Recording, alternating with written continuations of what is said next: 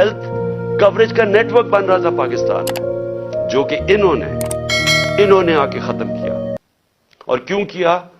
کیونکہ وہ مریم کی وہ آڈیو لیکس، اس میں وہ کہتی ہے کہ عمران خان کو فائدہ نہ ہو جائے، اپنے تو کھانسی بھی ہو اور وہ زکام بھی ہو تو باہر چلے جاتے ہیں سارا ٹبر علاج کروانے کے لیے، تھوڑی سی چیز ہو پتہ چلتا ہے جی اب پھر لندن پہنچ گئے علاج کروانے کے لیے۔